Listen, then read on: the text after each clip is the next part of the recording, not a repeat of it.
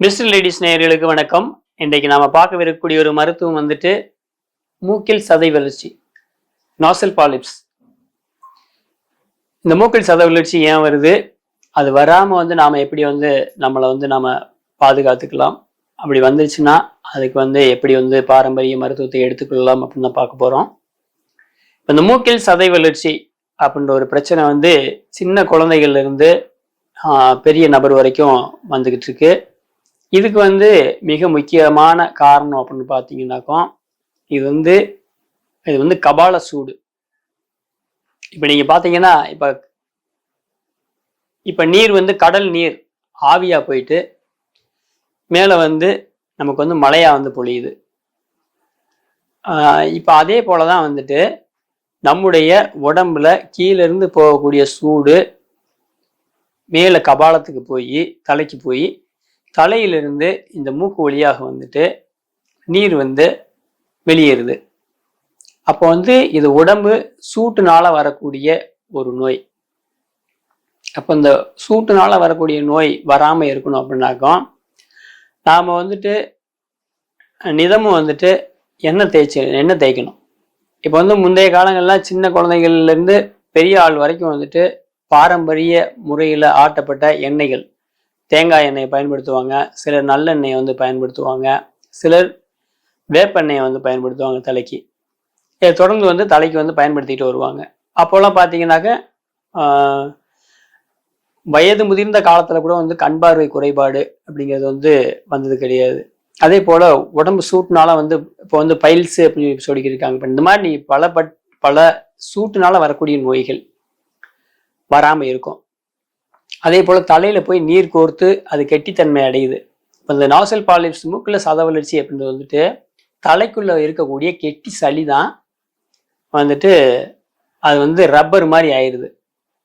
இப்போ தலைக்குள்ள போய் சாதாரணமா தண்ணியா இருக்கிறதுக்கு பேர் நீர் கோவை, அதான் சைனசிட்டிஸ்ன்னு சொல்றோம். அந்த நீர் கோர்த்த தன்மை அதிகமாகி கெட்டியா மாறி கெட்டி சளியா மாறும்போது அது ரப்பர் போல ஆயிடுது. அது அந்த மூக்கினுடைய துவாரத்து வழியா வெளியே வர்றதுக்கு முயற்சி பண்ணுது. அதைத்தான் மூக்குல சதை வளர்ச்சி அப்படின்னு சொல்லிக்கிட்டு இருக்கோம். அங்க சதை புதுசாவெல்லாம் வளராது. தலைக்குள்ள இருந்து வரக்கூடிய அந்த கெட்டியான சளி தான் அது சதைன்னு சொல்லிக்கிட்டு இருக்காங்க.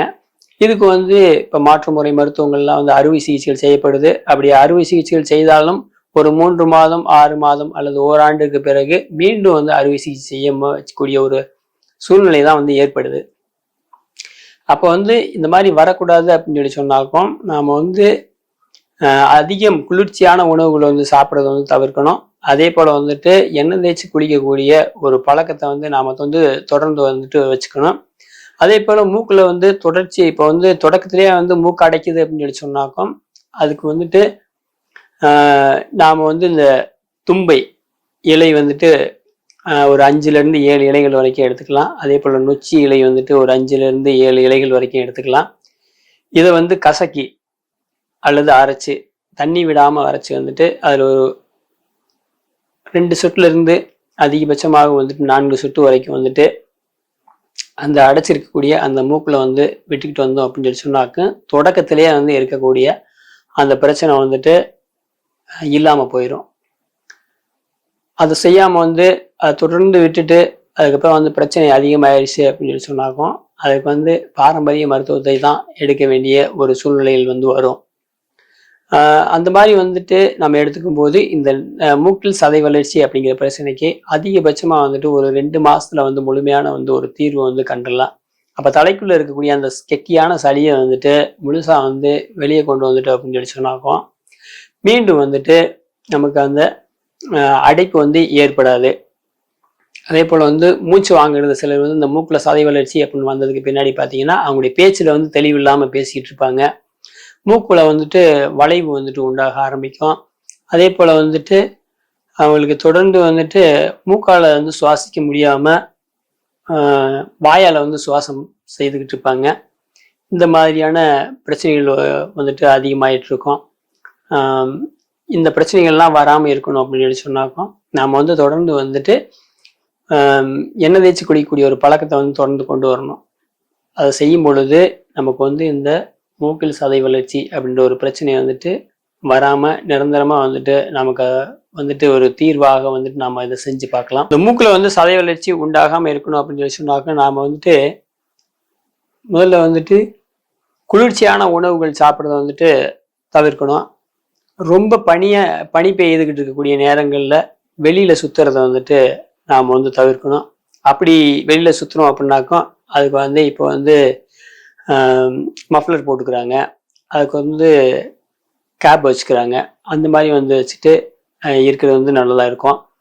அதே போல் வந்துட்டு இரவு நேரங்களில் வந்து தலைக்கு குளிக்கிறத வந்துட்டு தவிர்க்கணும். அதே போல் வந்து குளித்ததுக்கு பின்னாடி வந்துட்டு இப்போ காலையில் குளித்தாலும் மாலை நேரங்களில் குளித்தாலும் வந்துட்டு தலைக்கு குளித்தாக்க வந்துட்டு தலையை வந்து நல்லா வந்துட்டு துவட்டி தலையில் வந்து நீர் இல்லாத அளவுக்கு வந்துட்டு நாம் பார்த்துக்கணும். இந்த தலையில் நீர் கோர்க்கிறது அல்லது வந்து இந்த மூக்கில் சதை வளர்ச்சி உருவாகாமல் இருக்கணும் அப்படின்னு சொல்லி சொன்னாக்கும் அதிகமாக வந்துட்டு பழைய சாப்பாடுகள் சாப்பிட்றத வந்து கொஞ்சம் தவிர்க்கணும். குளிர்ச்சி நிறைந்த உணவுகளை வந்து கொஞ்சம் தவிர்க்கிறதுக்கு வந்து முயற்சி பண்ணணும். இதை நாம் வந்து தொடர்ந்து செஞ்சுக்கிட்டு வந்தோம் அப்படின்னு சொல்லி சொன்னாக்கும் நமக்கு வந்து தலைக்குள்ளே வந்து நீரோ அல்லது வந்துட்டு கெட்டியான சளியோ உண்டாகாமல் வந்துட்டு நாம் வந்து நம்மளை வந்து பாதுகாத்துக்கலாம். நன்றி.